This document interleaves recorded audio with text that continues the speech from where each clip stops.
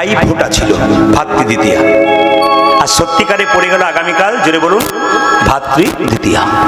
এই ভাই ফোঁটা চালু হয়েছিল কখন থেকে? এই ভাইফোঁটা যমকে যমুনা দিয়েছিল। মায়েরা, যমের দুয়ারে পড়ল কাটা না, যমকে যমুনা দিয়েছিল। ভাইফোঁটা শুরু হলো কখন থেকে? ভগবান কৃষ্ণ যখন নরকাসুর নামে এক অসুরকে হত্যা করে বাড়ি ফিরল, তখন সুভদ্রা তার বোন প্রথম তার কপালে ভাইফোঁটা দিয়েছিল। তখন থেকে কিন্তু ভাইফোঁটা উৎসব শুরু হয়েছে। এই যে তখন থেকে ভাইফোঁটা উৎসব শুরু হলো কখন? ভগবান শ্রীকৃষ্ণ যখন নরকাসুরকে বধ করে যখন বাড়িতে ফিরেছিল, তখন সুভদ্রা তার বোন তার কপালে দিয়েছিল ফোঁটা। তখন থেকে ভাইফোঁটা শুরু হয়েছিল। একটু শুনে নিন আপনারা। আগামীকাল ভাইফোঁটা। ভাইকে ফোঁটা দিতে গেলে কোন দিকে মুখ করে বসাবেন? হ্যাঁ, বাহ, নমস্কার আপনাকে।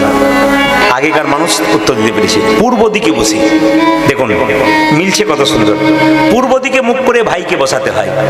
ভাই আর বোনের ফাঁকে একটা কাঁসার থালাতে আপনি কি দেবেন? শিশির ভেজানো দুর্বা ঘাস, চন্দন দেবেন, মিষ্টি দই দেবেন, আর কি দেবেন? কলা দেবেন, কিছু একটা ছাড়ানো নারকেল দেবেন, আর সুপারি দেবেন। ভাইফোঁটা যখন দেবেন, আপনি কনিষ্ঠ আঙুলে দেবেন। তাকান, ভাইয়ের কপালে দিলাম ফোঁটা, যমের দুয়ারে পড়ল কাঁটা, যমুনা দেয় যমকে ফোঁটা, আমি দিই আমার ভাইকে ফোঁটা। যমুনার ফোঁটা নিয়ে যম হলো চিরজীবী, আমার ফোঁটা নিয়ে আমার ভাই হবে দীর্ঘজীবী। কত সুন্দর একটা বক্তব্য বলুন তো, কত প্রেম, কত ভ্রাতৃত্বের বোধ। আমরা সেগুলো জানি না, আজকে জেনে যেতে হবে আপনাদের। আগামীকাল ভাইফোঁটা আছে।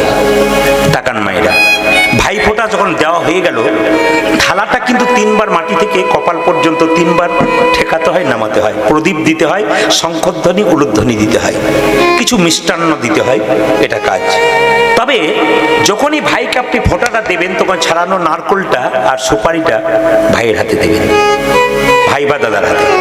এবার দেখুন, সবচাইতে ভালো কাজ, যদি কোনো ভাই তার বোনকে পোশাক দিতে পারে, কাপড়, কোনো বস্ত্র, তাহলে ভালো।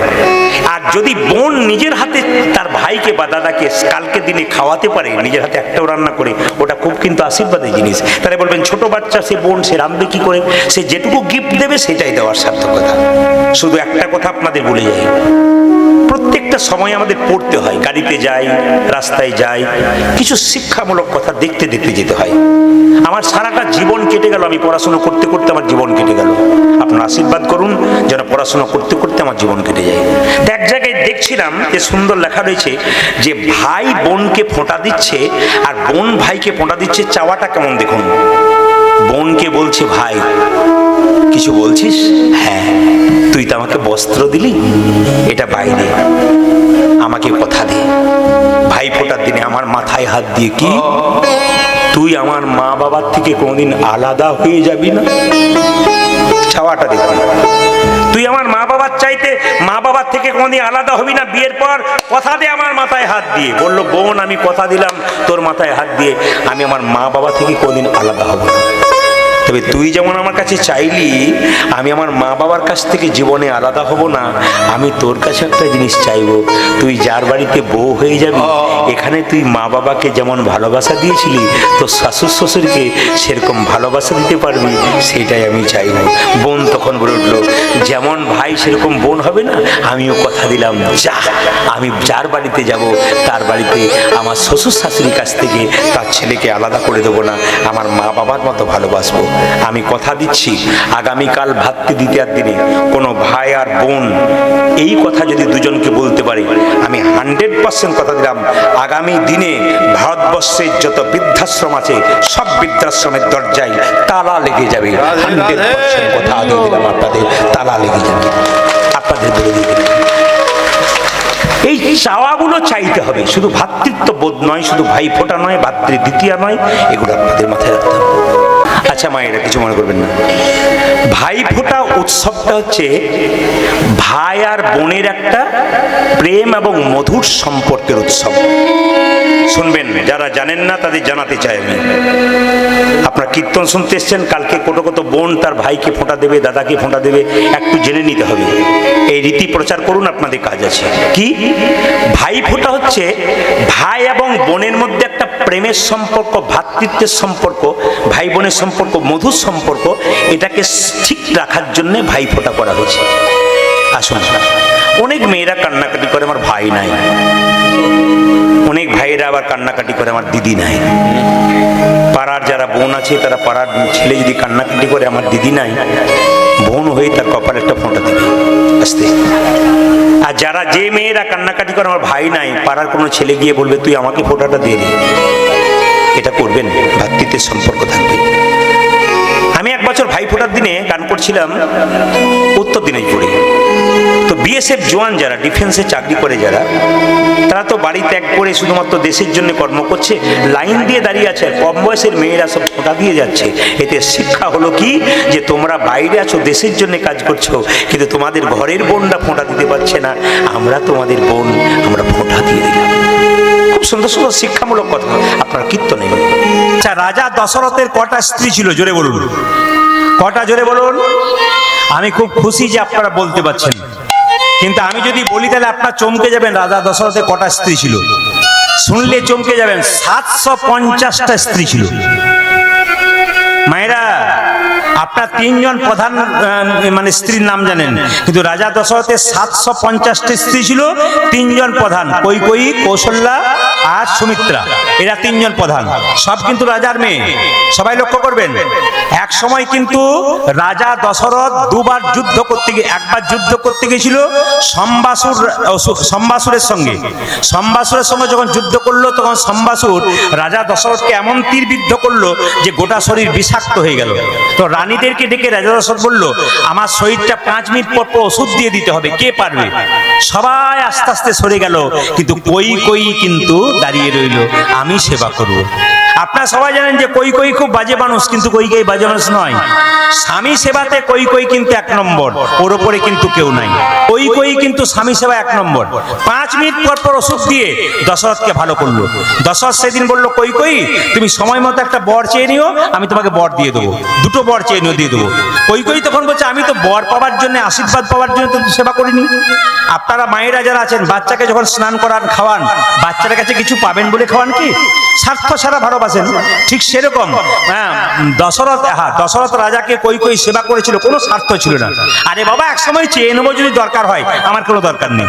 আর একবার দশরথ রাজার আঙ্গুলের মধ্যে একটা ফোঁড়া হলো, ফোঁড়াটা কোনো মতেই পাকছে না। তো যিনি কবিরাজ, তিনি বলেন, একটা ব্যাপার আছে, টোটকা ওষুধের কথা বলি, যদি কেউ মুখের লালা দিয়ে প্রত্যেক দিন ওই ফোঁড়াটাকে পরিষ্কার করতে পারে, ফোঁড়া এক সময় পেকে ফুটে যাবে।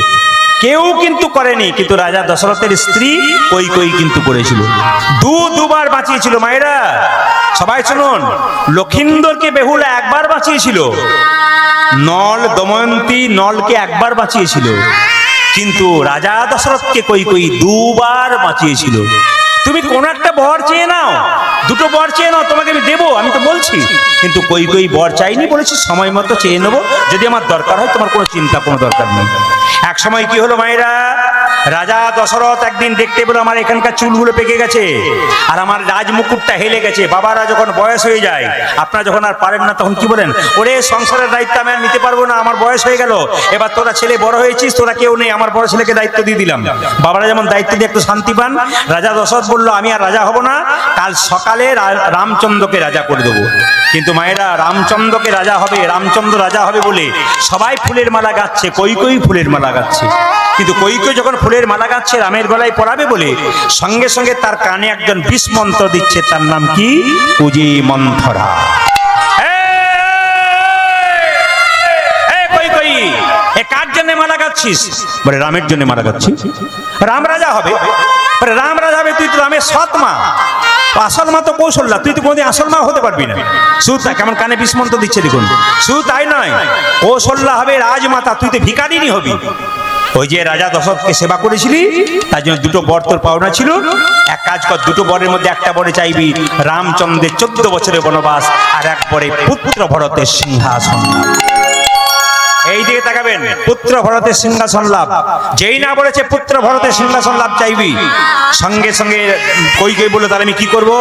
বলছে কাল সকালে যখন সবাই আনন্দে মাতোয়ারা হয়ে থাকবে, তখন তুই বাড়ির ভেতরে গিয়ে বালিশে মুখ লুকিয়ে কাঁদতে থাকবি অন্ধকার ঘরে। রাজা দশরথ দেখবে সব রানীরা আনন্দ করছে, আমার কই আনন্দ করছে না, একবার কইর কাছে যাই। সত্যি কই তাই করলো। সকালবেলায় সবাই যখন আনন্দ করছে, আলো রোশনাই বাড়িতে ঝলমল করছে, তখন কই কিন্তু বাড়িতে চুপচাপ শুয়ে রইল। কইর কাছে গিয়ে দশরথ বলল, তোমায় কি চাও? কেন তুমি মন খারাপ করে শুয়ে আছো? বলছে আমি দুটো বর পাওনা ছিল, সেই বর দুটো আমি নিতে চাই। কি বর? একবারে রামচন্দ্রের 14 বছরের বনবাস, আর একবারে পুত্র ভরতের সিংহাসনে লাভ। রাজা দশরথ কেঁদে বলল, কই রাম শুধু আমার ছেলে নয়, রাম আমার প্রাণ। এখন রাম যদি 14 বছর জন্য বনবাসে চলে যায়, আমি বাবা হয়ে যে মরে যাব। তুমি যদি আমার চাইতে ছোট না হতে, তোমার পা ধরে একবার বলতাম আমার রামকে তুমি বনবাসে পাঠিয়ে দিও না। তবে হ্যাঁ, রাজা দশরথ বলল, ছেলে যখন বড় হয়েছে তখন ছেলের একটা অনুমতি দরকার আছে। বাবারা যে কোনো কাজ করতে গেলে ছেলে যদি বড় হয়, তাহলে বাবারা কিন্তু ছেলে একটা অনুমতি নেই। আর মায়েরাও শুনে রাখবেন, ঋষি মুনিরা বলেছেন যে ছেলেকে মানুষ করতে গেলে 3টে নিয়ম মানতে হবে। ছোটবেলায় 5 বছর পর্যন্ত কোনো দোষ ধরলে চলবে না। 5 বছর পর্যন্ত ছেলেকে আদর করতে হবে, লালন পালন করতে হবে, মারলে চলবে না, বকলে চলবে না, চুম্বন দিতে হবে, খাওয়াতে হবে, ভালোবাসতে হবে। কিন্তু 5 থেকে 15 বছর পর্যন্ত যারা এখানে বাবা হয়েছেন, তারা জেনে নিন, যাদের ছেলে মেয়েদের বয়স 5 থেকে 15, সেই বাবা মা যদি লাল চোখে ছেলে মেয়েকে না রাখে, মুনি ঋষিদের কথা, তবে সেই ছেলে মেয়ে কিন্তু হাতের নাগালের বাইরে চলে যাবে। এখন থেকে ছেলে মেয়েকে যদি 5 থেকে 15 বছর যে ছেলে মেয়ের বয়স, তাকে যদি লাল চোখে না রাখেন, শাসনে না রাখেন, তবে ছেলে কিন্তু বিগড়ে যাবে। কিন্তু আবার বলছে 16 বছর বয়সের পরে কি করতে হবে? পুত্র মিত্র বদাচরে। দেখুন, মেয়ে যদি 16 বছর বয়স হয়, মা তার সঙ্গে বান্ধবী হয়ে যাবে এবং বাবা বন্ধুর মতো কথা বলবে। ছেলে যদি 16 বছর পেরিয়ে যায়, তখন বাবার সঙ্গে ছেলের সম্পর্ক হবে একেবারে বন্ধুর মতো। রামচন্দ্রকে বলল, রাম তোকে বনবাসে পাঠাচ্ছে আর ভরতকে সিংহাসনে দিয়ে তুই কি করবি? রামচন্দ্র বলল, বাবা তোমার থেকে তো আমার জন্ম, তুমি তো আমাকে জন্ম দিয়েছো, তুমি তো আমাকে সৃষ্টি করেছো, তুমি যেটা মনে করবে সেটা আমি মাথা পেতে নেব। ঠিক আছে, তবে তাই হলো। কই যখন বলেছে, তখন তোর 14 বছরের বনবাস হোক, পুত্র ভরতের সিংহাসন। রাজা দশরথ বনে চলে গেল বাবা। তার সঙ্গে গিয়েছিল লক্ষণ, গেল, সীতা গেল আর রাম গেল। 3 জন যখন বনে গেল, কিছুদিন পরে পুত্র শোকে রাজা দশরথের মৃত্যু হল। সেই সময় ভরত কিন্তু মামার বাড়িতে ছিল। যখন বাবারা কিন্তু খুব ভালো জানি, সেই সময় কিন্তু ভরত মামার বাড়িতে ছিল। যখন দেখলো বাবা মরে গেছে, খবর পেয়েছে, এসেছে, তখন দেখছে বাবা এ তো রাজবাড়ি নয়, এ তো ভূতের বাড়ি, এ তো দেখছি ভূতের বাড়ি। আমার দাদা কই, আমার বৌদি কই, আমার লক্ষণ দাদা কই, আমি তো কাউকে দেখতে পাচ্ছি না। তখন সঙ্গে সঙ্গে একজন বলে উঠলো, এই ভরত, তোমার মায়ের জন্যই কিন্তু এই ঘটনা ঘটেছে। তোমার মা ওই 14 বছরের বনবাস দিয়েছে রামচন্দ্রকে। সঙ্গে সঙ্গে ভরত ছুটে গেল, এই দিয়ে দেখান, রামচন্দ্রের কাছে, দাদা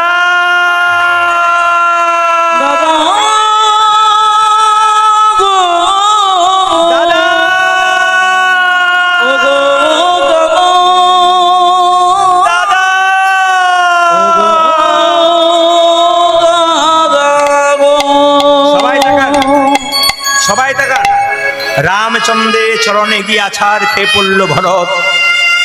আমি মায়ের হয়ে তোমার কাছে ক্ষমা চাইছি দাদা, তুমি ফিরে চলো, রাজ সিংহাসনে বসবে। ওটা রাজবাড়ি নয়, ভূতের বাড়ি হয়ে আছে, তুমি একে ফিরে যেতে হবে, নইলে আমি যাব না। রামচন্দ্র বলল, ওরে ভরত, তোর এই কথা শুনে আমার বুকটা ভরে গেল। কেন জানিস? তুই যে ভাই হয়ে আমাকে এত ভালোবাসিস, সিংহাসন তুই নিতে চাস না, আমাকে দিতে চাস, এতে আমি খুব আনন্দ পেলাম। আজকালকার যুগে 2-4টা ভাই যদি হয়, বড় ভাই যদি সংসার ছেড়ে চলে যায়, ছোট ভাইগুলো মনে মনে ভাবে, যাক বাবা, দাদার সংসারে সব ভাগগুলো আমরা পেয়ে যাব, আনন্দ করে। কিন্তু তুই যে আমাকে পাবার জন্য পাগল হয়ে এসেছিস, এর জন্য ধন্য। কিন্তু ভাই, কথা আমি আমার দাদা বাবাকে দিয়েছি, আমি কথা খেলাপ করতে পারবো না। আমি 14 বছর পূর্ণ হবে, তারপর আমি যাব। দাদা তুমি এক কাজ করো, যদি তাই হয় তবে খরম যুগলে তুমি একবার স্পর্শ করে দাও পায়ে তোমার চরণে। এই খরম যুগল আমি নিয়ে যাব, সিংহাসনে রাখবো, আর আমি নিচে কুশাসনে বসে আমার রাজ্য পরিচালনা করব।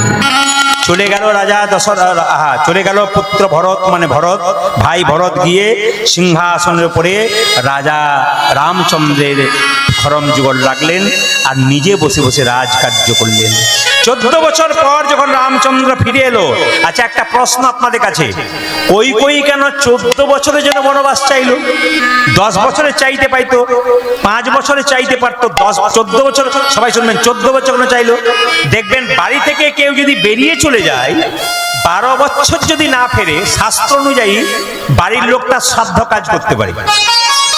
12 বছর এক যুগ পেরিয়ে যদি এক যুগ কেউ না আসে বাড়িতে, দেখবেন একটা নিয়ম, দেখবেন নিয়ম আছে, যদি কেউ বাড়ি থেকে পালিয়ে যায়, সে যদি 12 বছর আর কোনো তার সন্ধান না মেলে, তাহলে কিন্তু তার বাড়িতে তার শ্রাদ্ধ কাজ করা যেতে পারে। এখন 14 বছর কোনো চাইলো, এক যুগ পেরিয়ে যাবে, 14 বছর হয়ে যাবে, তার ভরত একবারে পরিপূর্ণভাবে রাজা হয়ে যাবে। তার মানে সবাই জানতে পারবে রাম আর নাই, রাম মারা গেছে। কিন্তু রামচন্দ্র ভগবান 14 বছর পরে ফিরে এলেন, আর যখন ফিরে এলেন সবাইকে সবকিছু দিলেন, কাউকে সোনার মালা, কাউকে হীরের আংটি, সবকিছু দিল। ভাই ভরত কেঁদে কেঁদে বলল, দাদা তুমি যতদিন আমার কাছে ছিলে না, আমি তোমার খরম যুগল সিংহাসনে রেখে আমি রাজকার্য পরিচালনা করেছিলাম। তবে দাদা গো শোনো শোনো, আমি তোমার সব দায়িত্ব পালন করেছি। আমি সোনার গহনা চাই না, হীরার আংটি চাই না, আমায় এই আশীর্বাদ করো, এ যুগে ভাই হয়ে জন্ম নিলাম, আগামী দাপরে যেন আমি তোমার বন্ধু হয়ে জন্ম নেব, জন্ম নেব বন্ধু জন্ম নেব। কৃষ্ণ সুদামা ছোট থেকে বড় হলো, আপনাদের বাচ্চা ছোট ছোট রয়েছে না, এই বগা গ্রামে দুটো বাচ্চা যদি একসঙ্গে পড়াশোনা করে আর একসঙ্গে খেলা করে, এক পাতাতে বসে খায়, ওদের প্রাণের বন্ধু হয়ে যায়। কৃষ্ণ সুদামা একসঙ্গে খেলা করত। কৃষ্ণ একা খেলা করতো না, কৃষ্ণের 24 জন বন্ধু ছিল, মনে রাখবেন, কৃষ্ণের 24 জন বন্ধু, কৃষ্ণ এবং বলরাম নিয়ে 26 জন বন্ধু একসঙ্গে খেলা করছে। কোথায়? বৃন্দাবনের মনে। আজকে একটা নতুন খেলা হবে, কাঁধে করার কাঁধে, কি খেলা খেলবে? আজকের খেলা হবে কাঁধে চড়া কাঁধে করা। আর বলো, গাল ফুলে গেছে। আজকে কাঁধে চড়া আর কাঁধে করা। এই দিয়ে তাকান, কজন বন্ধু, এইদিকে এইদিকে, কজন বন্ধু বললাম জোরে বলুন, কজন বন্ধু বলেছি? 24 জন। কৃষ্ণ বলরাম নিয়ে কজন? বসো, কজন? 26 জন বন্ধু। কৃষ্ণ বলছে, আমরা যেখানে দাঁড়িয়ে আছে ওপরে একটা বিরাট বড় বট গাছ, এই বট গাছে 26টা পাতা নেব। এই 26টা পাতার মধ্যে একটা পাতাতে ছিদ্র করে দেবো, মানে ফুটো করে দেবো। সব পাতাগুলো একসঙ্গে মিশিয়ে দেবো, আমরা চোখে কাপড় বেঁধে থাকবো, একটা করে পাতা তুলে নেবো। যে ছিদ্র করা পাতাটা পাবে সেই হবে চোর, আর যে চোর হবে সে সবাইকে একবার করে কাঁধে করে চাপাতে পারবে। আচ্ছা, কাঁধে চড়া আর কাঁধে করা। যে চোর হবে সবাই মিলে একবার একবার করে তার কাঁধে চাপবো। তাহলে মায়েরা, বাচ্চারা বলো, কটা পাতা নিতে বললো? জোরে বলো, কটা? 26টা। হ্যাঁ, 26টার মধ্যে কটা পাতায় ফুটো থাকবে? জোরে বলো, একটা পাতায়। যে ফুটো পাতাটা পাবে সে হবে চোর। দেখুন, 26টা পাতা পারা হয়েছে, একটা পাতাতে ফুটো করে পাতাগুলোকে মিশিয়ে দিয়েছে, আর সবাই চোখে একটা করে কাপড় বেঁধে একটা একটা করে পাতা পেয়েছে। এই শ্রীরাম, এই তুই কি পেয়েছিস? গোটা গোটা। আর তুই কি পেয়েছিস? ভালো। আর তুই? হ্যাঁ, আমিও ভালো পেয়েছি। আচ্ছা, আরে বসুরাম, তুই কি পেয়েছিস? দাদা এখন তো আমি দেখি নাই, দেখি দেখ দেখ দেখ দেখ। আমি ভালো পেয়েছি। আচ্ছা, আরে সুবল, তুই কি পেয়েছিস? ও মা, যা, আমার ভাগ্যেই সিদ্ধ করা পাতাটা পেয়েছি। কৃষ্ণ চোর, চোর, কৃষ্ণ চোর, কৃষ্ণ চোর। তুই তো আমাকে তোরা চোর বলছিস? হ্যাঁ। কিন্তু যখন আমি ননি চুরি করি ব্রজগোপীদের ঘরে, আমি কি একা ননি খাই? তোরা খাস না? খাই। তোরা তো চোর। যে চুরি করে সেও চোর, আর যে চুরি করার খাবার খায় সেও চোর। তোরা চোর নয়? তবে শোন, কৃষ্ণ মনে মনে ভাবছে, সুদামারে সিদ্ধ করা পাতায় আমি পেতাম না, কিন্তু ছিদ্র করা পাতা আমি নিজে নিলাম। ভগবানকে সবাই তো চরণ সেবা করে, কিন্তু ভক্ত ভগবানের চরণ সেবা করে কত আনন্দ পায় সে তো ভগবান ভক্ত ছাড়া কেউ বুঝতে পারে না। ওরে সুদামারে, তোরা যদি আমার কাঁধে একবার করে চাপিস, তোদের চরণে ধরে থাকবো, তোদের চরণে ধরে কত আনন্দ সেটাই আমি একমাত্র বুঝতে পারবো। এই সুদামা, মনে মনে ভাই বুঝতে দিল না। সুদামা আয় আয় আয়, কাঁধে চাপ, কাঁধে চাপ। মায়েরা, যেই না সুদামাকে কাঁধে করে চাপিয়েছে, অমনি কাঁধে নিয়ে কৃষ্ণ দৌড়তে শুরু করেছে। সুদামারে লইয়া কৃষ্ণ ছুটিতে লাগিলা, আমারে সুদামারে লইয়া কৃষ্ণ ছুটিতে লাগেল। সুদামারে লইয়া কৃষ্ণ ছুটিতে লাগিলা। ওটা যে সুদামাকে লইয়া কৃষ্ণ ছুটিতে লাগিল।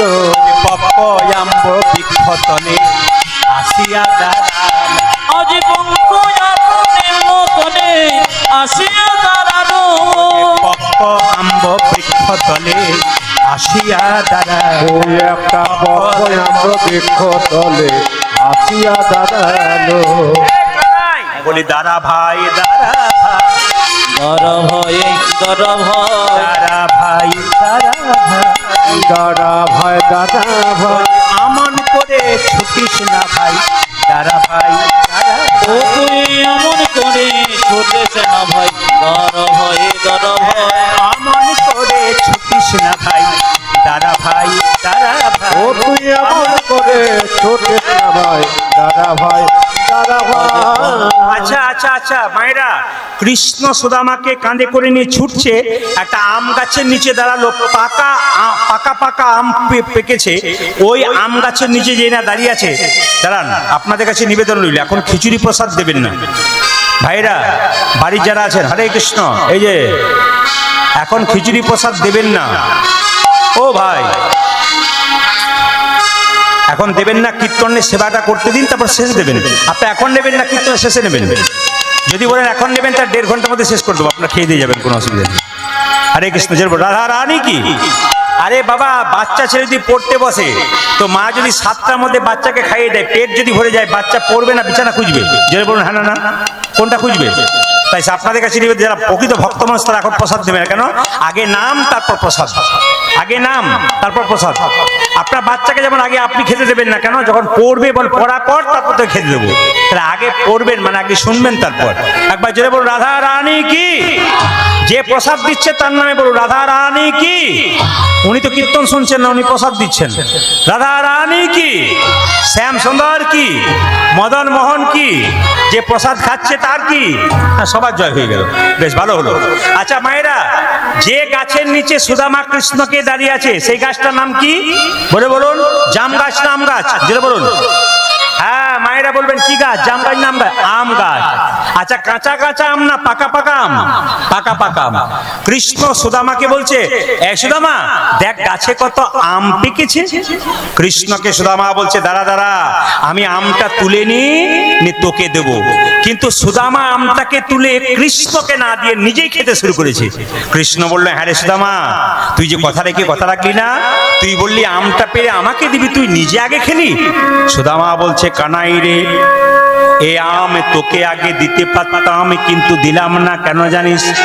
কংস রাজা ভারী দুষ্টু, যদি ফলের মধ্যে বিষ মাখিয়ে দেয়, ওই বিষ মাখা ফল যদি আমরা খাই, আমরা মরে গেলে তুই আমাদের বাঁচাতে পারবি, কিন্তু যদি তুই মরে যাস তবে তোকে কে বাঁচাবে? দেখুন কি সুন্দর কথা, দেখুন কত বন্ধুত্ব, কত ভালোবাসা। দেখুন ভগবানের মন্দিরে গিয়ে আমরা যাই আর কি বলি? গাড়ি দাও, বাড়ি দাও, টাকা দাও, পয়সা দাও। কিন্তু ভগবান বলছে মন্দিরে গিয়ে তুমি ভক্তি সম্পদ দাও। আরে বাবা, কঠিন ব্যাপার। মন্দিরে গিয়ে ভক্তি সম্পদ দাও, তোমাকে কৃপা সম্পদ দেবো। মায়েরা, মন্দিরে গিয়ে কোনোদিন কোনো জিনিস চাইতে নাই। যে চাই সে অল্প পায়, আর যে চায় না এত পায় ভাবতে পারে না। এখন সুদামার মাধ্যমে দেখবেন যে সুদামা কিছু চাইবে না, সুদামা কি চাইবে পাবে। দেখুন সবাই লক্ষ্য করুন, সঙ্গে সঙ্গে কৃষ্ণকে একটু দিয়েছে, আর কৃষ্ণ যেই নামটা খেয়েছে, সুদামা বলছে, একটু দে, একটু দে। বলে, কেন আমারটা নিবি কেন? তোর এঠো বড় ভালো লাগে ভাই রে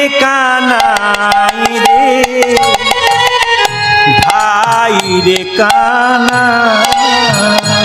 ও তোরে তো বড় ওর এঠো খুব ভালো লাগে। মিঠো লাগে হ্যাঁ, ভাই রে কানাই রে, ভাই রে কানা। আচ্ছা, একটা প্রমাণ দিয়ে দিই মায়েরা।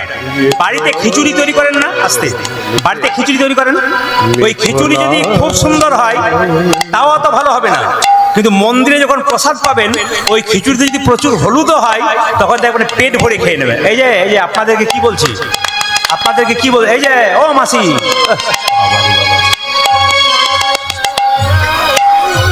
সবাই লক্ষ্য করুন। আর যিনি দিচ্ছেন তাকে তো ধন্য দেওয়া যায়।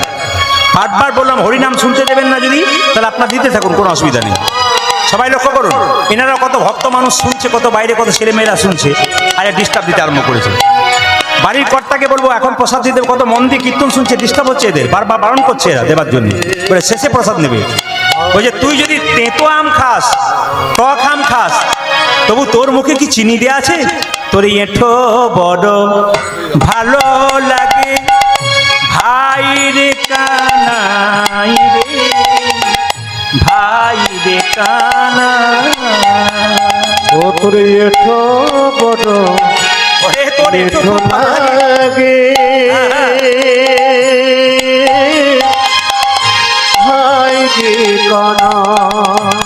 বড় আশা করে বসে আছি, বড় আশা করে বসে আছি, বড় আশা করে বসে আছি ওরে কানাই রে,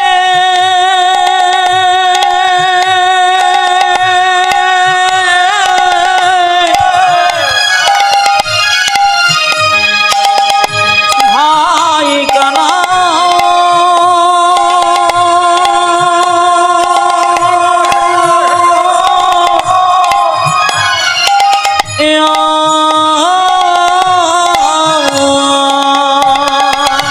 বড় আশা করে বসে আছি, তোর প্রসাদ পাই রে ভাই রে কানা। ও তোর এঠো বড় মিঠো লাগে ভাই রে কানা। ও তোর এঠো বড় মিঠো লাগে ভাই রে কানা। সবাই লক্ষ্য করুন মায়েরা, কৃষ্ণ বলরাম আস্তে আস্তে বড় হয়ে গেল, সুদামা বড় হয়ে গেল। একটু বাস্তব দিয়ে বোঝায়। এই যে বাড়ির বাচ্চারা বসে আছে এখানে, সবাই লক্ষ্য করবেন। আমি কিছুক্ষণ আগে বললাম আপনাদের গ্রামের দুটো বাচ্চা যদি একসঙ্গে মানুষ হয়, একটা বাচ্চা যদি পড়াশোনা যদি কলকাতা চলে যায়, তাহলে এই ছেলেটার অবস্থা কি হয়ে যায়? কৃষ্ণ চলে গেল কংসকে নিধন করার জন্য, কোথায় গেল? মথুরায়। কৃষ্ণ এবং কে গেল মায়েরা? কৃষ্ণ এবং কে গেল? কৃষ্ণ এবং বলরাম গেল মথুরায় কংসকে ধ্বংস করার জন্য। আচ্ছা বাবা, ভাগবত যদি পড়েন তাহলে দেখবেন, আপনারা যে সিনেমাগুলো দেখছেন, টিভি সিরিয়ালগুলো দেখছেন, তাতে দেখবেন কৃষ্ণের লীলা যখন দেখাচ্ছে, তখন কৃষ্ণ যখন মারছে কংসকে, তখন ঘুষি মারছে, অস্ত্র দিয়ে কাটছে। ভাগবতে কোনো জায়গায় তা বলে নাই। কৃষ্ণ যখন কংসের কাছে গেছে, এবং কৃষ্ণকে দেখেই কংস অর্ধেকটা মরে গেছে। তাকান, কৃষ্ণের ভয়ে, কৃষ্ণকে দেখেই কংস অর্ধেকটা আধমরা হয়ে গেছে। কৃষ্ণকে কিন্তু কৃষ্ণ জোর করে মারেনি, তাকে দেখেই কিন্তু কংস শেষ হয়ে গেছে। সবাই লক্ষ্য করুন, কৃষ্ণ যখন চলে গেল মথুরাতে নিধন করবার জন্য, তারপর এসে কি করলো? তারপর এসে মায়েরা, তারপর এসে নিধন করার পর কৃষ্ণ বলরাম গেল শান্তিপুরীর মুনি আশ্রম পড়াশোনা করবার জন্য মধ্যপ্রদেশের উজ্জয়িনী গ্রামে। এদিকে সুদামা কাঁদতে কাঁদতে পাগল হয়ে গেল। কানাই, তুই আমায় ছেড়ে চলে গেলি। কেঁদে কেঁদে বলছে, ওরে বজের কানুরে,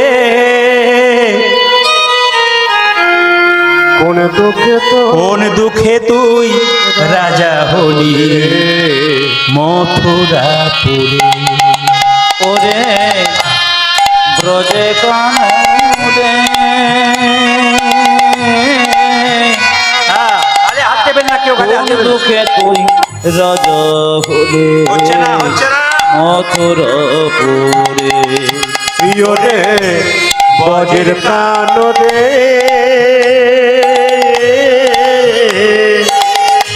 কোন দুঃখে তো এ রাজা বলে মথুরা পড়ে আর কি ফিরে আসবি না ভাই বৃন্দাবন মাঝে কানাই রে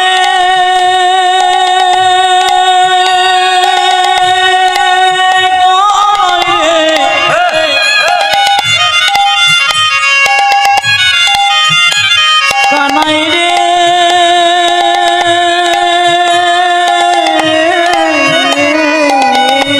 হরিবল হরিবল বাহ।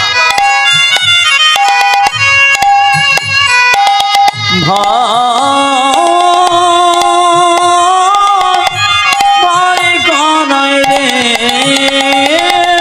আর কি বলে আসিবি না ভাই বৃন্দাবনে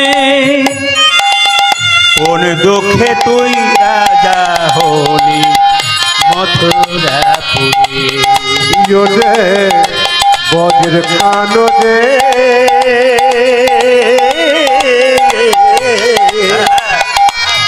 কোন দুঃখে তুই রাজা বলি মথুরা পুরী ওরে বজে কানো রে ওরে দুঃখে তুই রাজা বলে মথুরাপুরে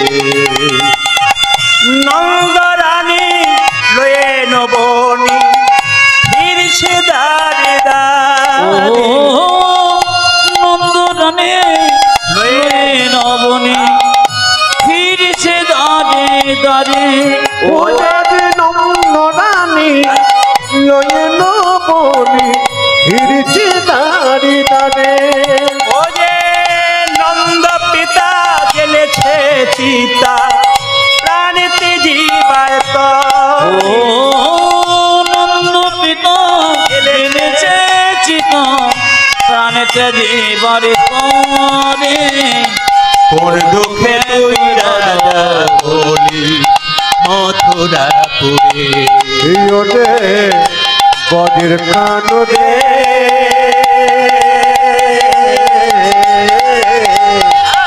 কোন দুঃখে তুই রাজা বলি মথুরা পুরী আর কোন দুঃখে তুই রাজা হলি মথুরাপুরে এই সুদামার বাবা যে সুদামা একটু খেয়ে নে না আমি খাবো না বলে কেন কৃষ্ণকে না এনে দিলে আমি খাবো না আমার কৃষ্ণকে এনে দাও তবে খাবো না রে খাবো না কৃষ্ণ কৃষ্ণ করেছে এটা পাগল হয়ে গেল মা তখন সঙ্গে সঙ্গে সুদামার বাবা মোটুক ব্রাহ্মণকে বলছে শুনছো বলে কেন ছেলে আমার কৃষ্ণের জন্য পাগল হয়ে যাবে কৃষ্ণ নাকি উজ্জয়িনী নগরে সন্দীপন মুনি আশ্রমে আছে তুমি আমার ছেলেকে ওখানে ভর্তি করে দাও সবাই লক্ষ্য করুন বাবা দেখলো ছেলে তো পাগল হয়ে যাবে কৃষ্ণ কৃষ্ণ করে ছেলেকে নিয়ে চললো কোথায় একবারে উজ্জয়িনীতে সবাই লক্ষ্য করবেন এটা শান্তিপুর মুনির আশ্রম যারা এখানে কীর্তন শুনছেন সবার কাছে একটা নিবেদন রইল কৃষ্ণ বলরাম পড়তে গিয়েছিল শান্তিপন মুনির আশ্রম যেটাকে বলা হয় বিশ্ববিদ্যালয় এখন যারা এখানে কীর্তন শুনতে এসছেন কম বয়সে শিক্ষিত ছেলে আছে তারা যেটাকে বিশ্ববিদ্যালয় বলছে সেটাকে আগে শান্তিমুনি বলতে বৃদ্ধাশ্রম বৃদ্ধাশ্রম নয় যেখানে বড় বয়স্ক লোকদের রাখে বিদ্যার আশ্রম ওটাকে বলা হয় বিদ্যাশ্রম যেটা এখন বিশ্ববিদ্যালয় নাম হয়েছে তো শান্তিপন মুনির যদি আপনারা এখানে যারা কীর্তন শুনছেন বৃন্দাবনে গেছেন যারা আমি তো জানি কিন্তু যারা উজ্জয়িনী মধ্যপ্রদেশে যাবেন যেখানে শান্তিপন মুনি ছিল কৃষ্ণের গুরুদেব অনেকে দেখবেন বলে যারা খুব একটা ভালো লোক নয় কিছু কিছু খারাপ লোক আছে তারা বলে আমাদের কৃষ্ণকে নিয়ে নিন্দা করে কি বলে বলুন তো কৃষ্ণ মেয়েদের সঙ্গে রসিকতা করে কৃষ্ণ মেয়েদের সঙ্গে লীলা করে এসব কিছু বোকা লোক বলে বলে বেড়াচ্ছে কিন্তু জেনে নেবেন আপনারা সবাই কৃষ্ণ যে কতখানি পড়াশোনা করেছে এ কথা আমরা কেউ বিচার করলাম না কৃষ্ণ 64 বিদ্যা গ্রহণ করেছে রাজনীতি শিখেছে আর সেই কৃষ্ণের জন্য বারবার বদনাম করে বেড়াচ্ছে। কৃষ্ণ সম্পর্কে জানলো না কৃষ্ণকে। 64 বিদ্যা যদি ব্যাখ্যা দেওয়া যায়, তাহলে যদি জ্ঞানী মানুষ থাকেন চমকে যাবেন যে কৃষ্ণ কত পড়াশোনা করেছে। আমরা ভৌত বিজ্ঞান নিয়ে পড়েছি, ইতিহাস নিয়ে পড়েছি, বাংলা নিয়ে পড়েছি, আর কৃষ্ণ 64 বিদ্যা গ্রহণ করেছে। এমন দেখুন, কৃষ্ণ সঙ্গীত শিখেছে। এই যে আমরা সঙ্গীত শিখেছি, এ বাজনা বাজাচ্ছে, একে বাজনদার বলে। এ করতাল বাজাচ্ছে, কে করতালি বলে। হারমোনি বাজাচ্ছে, হারমোনি বলে, হারমোনিয়ামদার বলে। একে কিন্তু ইয়াম্মা বাজাচ্ছে, এক একটা যন্ত্র বাজাচ্ছে, একে সঙ্গীত বলা হয়। কিন্তু যে বাজাতেও জানে, গাইতেও জানে, নাচতেও জানে, আবার অভিনয় জানে, একে সঙ্গীতজ্ঞ বলা হয়। কৃষ্ণ শুধু সঙ্গীত শিখেছে নয়, কৃষ্ণকে সঙ্গীতজ্ঞ বলা হয়। তো শান্তিপুরীর মুনির আশ্রম, যারা বাবা এখানে বাইরে বাইরে ঘুরতে ভালোবাসেন, তাদেরকে ঠিকানা দিয়ে যায়, সবাই শুনবেন। যদি মধ্যপ্রদেশে উজ্জয়িনীতে যান শান্তিপুর আশ্রমের কাছে, তাহলে দেখতে পাবেন ওখানে 3টে আশ্চর্য জিনিস। কি কি? একটা হচ্ছে মহাকালেশ্বরের মন্দির দেখতে পাবেন। ওই মহাকালেশ্বরের মন্দিরে ভোরবেলায় মঙ্গল আরতি হয় শ্মশানের চিতার ভস্ম দিয়ে। এত এত মন্দির দেখে এসছেন, কোথাও শ্মশানের চিতার ভস্ম দিয়ে আরতি হয়? কিন্তু শান্তিপুরী মুনির আশ্রমে দেখবেন ওখানে মহাকালেশ্বর মন্দির আছে, ওখানে চিতার ভস্ম দিয়ে মঙ্গল আরতি হয়। আর দেখবেন কালিদাসের নাম শুনেছেন আপনারা? কালিদাস, হ্যাঁ, সেই কালিদাসের সেবিত কালী মন্দির ওখানে আছে। আর নবগ্রহের মধ্যে একটা গ্রহের নাম মঙ্গল, ওই মঙ্গল গ্রহের নামে একটা মঙ্গলের মন্দির ওখানে আছে। ওই মন্দিরে কিন্তু অনেকেই যায়, যাদের মঙ্গলের দোষ থাকে তারা পূজা পাঠ করতে যায়। ওই জন্য শান্তিপুরীর মুনির আশ্রমটা হচ্ছে খুব বিখ্যাত, মধ্যপ্রদেশের উজ্জয়িনী বলে একটা জায়গাতে আছে। সবাই লক্ষ্য করো মায়েরা, কৃষ্ণের বাবা সুদামার বাবা সুদামা চললো সেই শান্তিপুরীর আশ্রমে গুরুদেবের নাম করতে করতে। জয় গুরু, জয় গুরু, গুরুদেবের জয়। আজি জয় গুরু, জয় গুরু, গুরুদেবে জয়। জয় গুরু, জয় গুরু, গুরুদেবের জয়। জয় গুরু, জয় গুরু, গুরুদেবের জয়। জয় গুরু, জয় গুরু, গুরুদেবের জয়।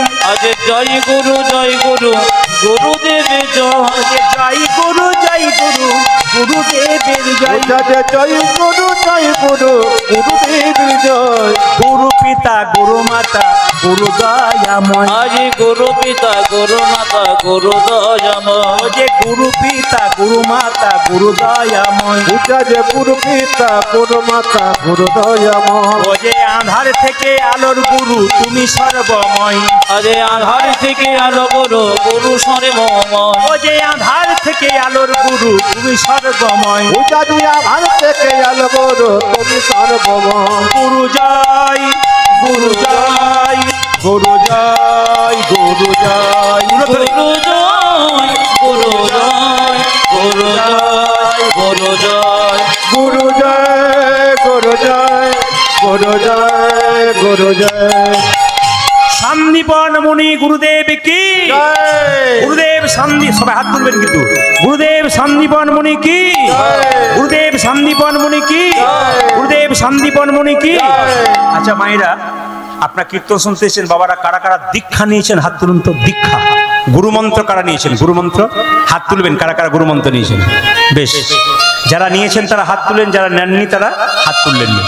কিন্তু সবাই জেনে নিন, গুরুমন্ত্র যদি না নেন, থালা থালা আপেল কলা মন্দিরে নিয়ে যাবেন, ভগবান একটাও গ্রহণ করবে না। আপনার যাওয়ার আশা গোটাটাই বেকার হয়ে যাচ্ছে। জেনে নিন, আপনি গুরুমন্ত্র না নিলে ভগবানের নাম করতে পারবেন, ভগবানের মন্দিরে যেতে পারবেন, ভগবানকে ভোগ দিতে পারবেন না। কেন? ভগবানকে ভোগ কি করে দিতে হয় সেটা গুরুদেব শেখায়। তবে বলে রাখি আপনাদেরকে, যারা এখনো গুরুমন্ত্র নেন নাই তাদেরকে বলবো, ভালো গুরু দেখে মন্ত্র নিন। ভালো গুরু বলতে যেমন তেমন গুরু নয়। আপনার ছেলেকে আপনি প্রাইভেট টিউটর মাস্টার দেবেন, তার টিউশনির মাস্টার দেবেন, তার জন্য কিন্তু আপনি ভালো মাস্টারকে দেবেন। কেন বলুন তো? সেই জন্য ছেলেকে ভালো শেখাতে পারে। রামকৃষ্ণদেব বললেন, যাকে তাকে গুরু করো না। মায়েরা, গুরুমন্ত্র যার কাছে নেবেন বাবারা, গুরুমন্ত্র নিতে গেলে যাকে তাকে গুরু করা যায় না। শুধু ব্রাহ্মণ হবে বলে গুরু তা নয়, শূদ্র হবে গুরু তা নয়।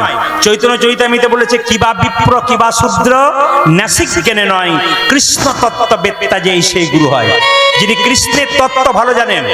মায়েরা, মনের মধ্যে কোনো দুঃখ থাকলে দু জায়গাতে বলবেন, একটি গুরুচরণে বলবেন, একটি গোবিন্দের চরণে বলবেন। এখন দেখুন, আপনার মনে একটা প্রশ্ন জেগেছে, আপনি আপনার গুরুকে জিজ্ঞেস করবেন, বাকি তো কাউকে জিজ্ঞেস করবেন না। এখন গুরু যদি পড়াশুনো না করে তাহলে আপনাকে জানাবে কি করে? এই জন্য গুরুকে এমন হতে হবে যেন শাস্ত্র জ্ঞান তার থাকে, সেরকম গুরু করতে হবে। আপনার শরীরে একটা কঠিন রোগ হয়েছে, আপনি ডাক্তার দেখাবেন। আপনি কাঁচা ডাক্তার দেখালে আপনার রোগ বাড়াবে, আর পাকা ডাক্তার দেখালে আপনার রোগ কিন্তু কমিয়ে দেবে। আবার শুরু নয়, তাই নয়, অজ্ঞান ও তিমিরান্ধস্য জ্ঞানাঞ্জন শলাকয়া লেখা আছে কিনা? অজ্ঞান মানে কি? আমার অজ্ঞান আঁধার দূর করবে জ্ঞানের শলাকা দিয়ে। তাহলে গুরুদেবের যদি জ্ঞানই নাই রইল, তাহলে অজ্ঞানের অন্ধকার আপনার দূর করবে কি করে? এই জন্য গুরুদেবকে জ্ঞানী হতে হবে শাস্ত্র মতে।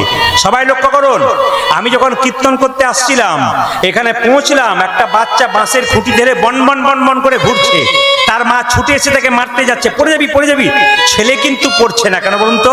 ও যে বাঁশের খুঁটিটাকে আশ্রয় করেছে, ও জানে খুঁটি ধরেছি, পড়ার ভয় নাই। এ সংসারে কেউ যদি গুরু ধরে গোবিন্দ ভজন করে, তার কিন্তু ভজন পাকা হবে। এই জন্য বলে রাখি আপনাদেরকে, জীবনে গুরু পাকা করবেন। রামকৃষ্ণদেব বললেন, এই জগতে দু রকমের গুরু আছে, একটা কাঁচা গুরু, একটা পাকা গুরু। কাঁচা গুরুকে মন্ত্র দেবার আগে চুক্তি করে যে 500 টাকা দিবি, এক বস্তা চাল দিবি, দুটো সোনার জিনিস দিবি।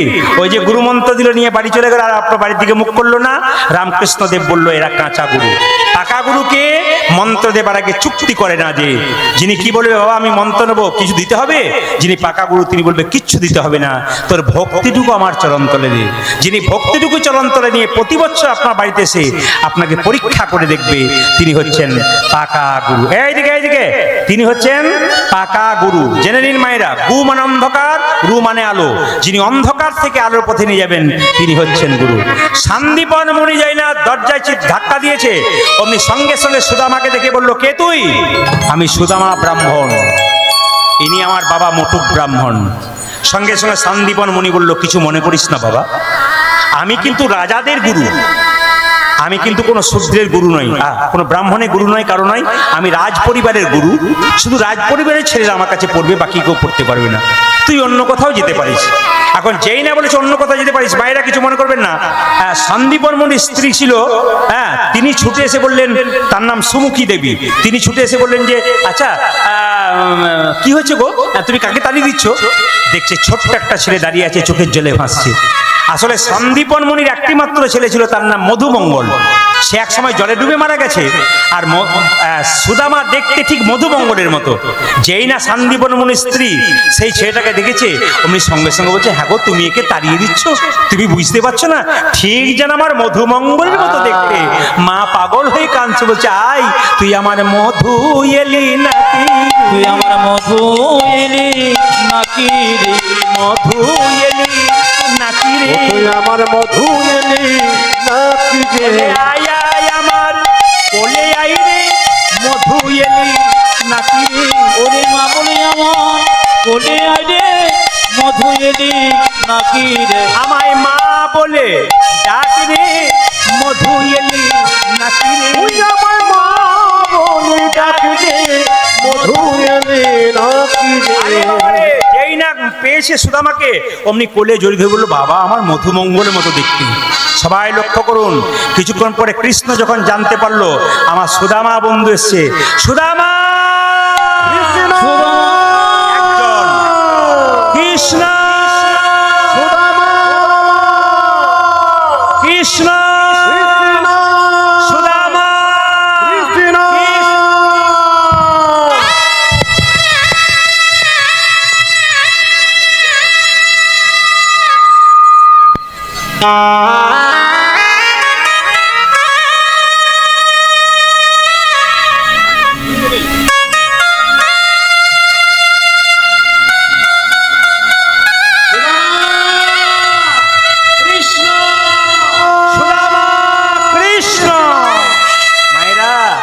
শিক্ষার উদ্দেশ্যে তথায় একত্রিত হইল। আমি বলে দিই, আপনাদের গ্রামে যারা এখানে বসে আছে, দু বন্ধু, একজন গ্রামে থাকে, একজন বাইরে থাকে, খুব প্রাণের বন্ধু, কিন্তু সেই বন্ধু যদি একসময় দুজনে একসঙ্গে মিলেমিশে, তাদের কত আনন্দ হয়। কৃষ্ণের সঙ্গে সুদামার সঙ্গে বহুদিন পরে দেখা হলো, কি হলো? শিক্ষার উদ্দেশ্যে তথায় একত্রিত হইল। যে বহুদিন পরে সুদামা আনন্দ পাইল, আজ বহুদিন পরে সুদামা আনন্দ পাইল। বহুদিন পরে সুদামা আনন্দ পাইল। উচাজি বহুদিন পরে সুদামা আনন্দ পাইল। কৃষ্ণ আনন্দ আর ধরে না, আনন্দ ধরে না, আনন্দ আর ধরে না। উচাজি আনন্দ আর ধরে না। সুদামাকে কাছে পেয়ে আনন্দ আর ধরে না। আজ পিতা মাতা কাছে বেজে আনন্দ ধরে না। সুদামাকে কাছে পেয়ে হরি হরি হরি বলে, সুদামাকে কাছে আজ বেজে হরি হরি হরি আজ বলে। সুদামাকে কাছে আজ বেজে হরি হরি হরি আজ বলে। সুদামাকে কাছে আজ বেজে হরি হরি হরি আজ বলে। সুদামাকে কাছে বেজে হরি হরি হরি আজ বলে। সুদামাকে কাছে আজ বেজে আনন্দ আর ধরে না। বহুদিন পরে সুদামা আনন্দ পাইল। আজ বহুদিন পরে সুদামা আনন্দ পাইল। এই দিকে তাকাবেন, ভক্ত যখন ভগবানকে ডাকে তখন ভক্ত ভগবানের পরীক্ষা শুরু হয়। আচ্ছা, শ্রীকৃষ্ণ গোবিন্দ হরে মুরারি, হে নাথ নারায়ণ বাসুদেব। কৃষ্ণ গোবিন্দ হরে মুরারি, হে নাথ নারায়ণ বাসুদেব। কৃষ্ণ সুদামা সন্দীপর মুনির আশ্রমে একসঙ্গে হয়ে গেল, গাইতে লাগলো শ্রীকৃষ্ণ গোবিন্দ হরে মুরারি, হে নাথ নারায়ণ বাসুদেব। কৃষ্ণ গোবিন্দ হরে মুরারি, হে নাথ নারায়ণ বাসুদেব। শ্রীকৃষ্ণ গোবিন্দ হরে মুরারি, হে নাথ নারায়ণ বাসুদেব। কৃষ্ণ গোবিন্দ হরে মুরারি, হে নাথ নারায়ণ হে বাসুদেব। গোবিন্দ দামোদর মাধবে, গোবিন্দ দামোদর মাধবে, গোবিন্দ দামোদর মাধবে। হে গোবিন্দ দামোদর মাধব। শ্রীকৃষ্ণ গোবিন্দ হরে মুরারি, হে নাথ নারায়ণ বাসুদেব। হরে কৃষ্ণ গোবিন্দ হরে মুরারি, হে নাথ নারায়ণ বাসুদেব। কৃষ্ণ গোবিন্দ হরে মুরারি, হে নাথ নারায়ণ বাসুদেব। হরে কৃষ্ণ গোবিন্দ হরে মুরারি, হে নাথ নারায়ণ বাসুদেব।